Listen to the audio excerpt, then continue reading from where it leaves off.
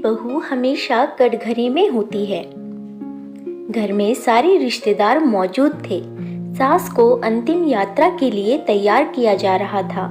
ननद बिलक बिलक कर रो रही थी, लेकिन बहू की आंखों में एक भी आंसू नहीं था। वह थके हारे कदमों से भाग भाग कर सारे काम कर रही थी। पिछले 3 महीने से सास को बचाने की कवायद में लगी हुई थी। हॉस्पिटल, घर और बच्चे संभालते संभालते थक चुकी थी।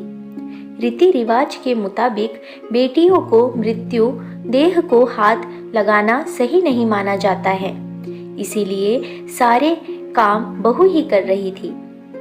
किसी को सास की चुनरी चाहिए थी तो किसी को उनकी मृत्यु को नहलाने के लिए पानी का कलश। आखिर अर्थी तैयार होने के बाद शव यात्रा निकल गई।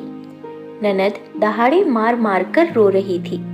बहू भी आंखों में आंसू लिए विदा दे रही थी, साथ ही अपने बच्चों को भी संभाल रही थी। सास के विदा होने के कुछ देर बाद फिर रीति रिवाज के चक्कर में बहू को लगा दिया गया। जैसे जैसे जो बताता जा रहा था वैसे वैसे वह करती जा रही थी। कुछ औरतें ननद को चुप करने की कोशिश कर रही थी, वहीं कुछ बैठकर बहू के क्रियाकलापों को गौर से देख रही थी। वहीं बैठी एक रिश्तेदार महिला ने तो कटाक्ष कर भी दिया, अरे बहू को तो रोना तक नहीं आया। विदा करते समय दिखावटी आंसू भी लिए तो क्या हुआ। सच है, दुख तो खुद की बेटी को ही होता है, भला बहुएं क्यों आंसू बहाए। उनकी तरफ से तो बला टली। उसके साथ बैठी और भी महिलाओं ने बोलना शुरू कर दिया, अरे बेटी कल से रो रही थी, लेकिन क्या बहू दिलासा भी नहीं दे सकती थी। सच है, माँ के बाद मायका भी खत्म हो जाता है। तब वहाँ बैठी एक बुजुर्ग महिला बोली, जो जिम्मेदारी निभाता है उसके पास आंसू बहाने का वक्त नहीं होता है। बहू तो हमेशा कटघरे में होती है। वो कितनी भी सेवा करे, अपने ससुराल वालों का कितना भी ध्यान रखे, पर हमेशा बुरी ही रहती है।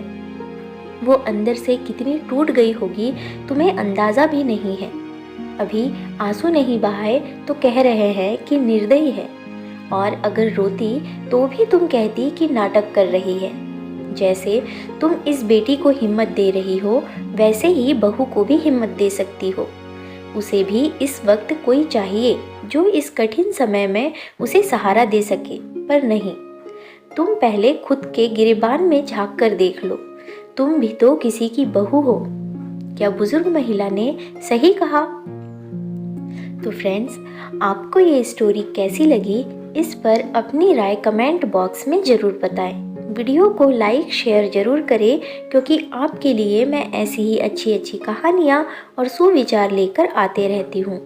और चैनल सब्सक्राइब करके बेल आइकन दबाएं, जिससे आने वाले हर लेटेस्ट वीडियो की नोटिफिकेशन आप तक सबसे पहले पहुँचे।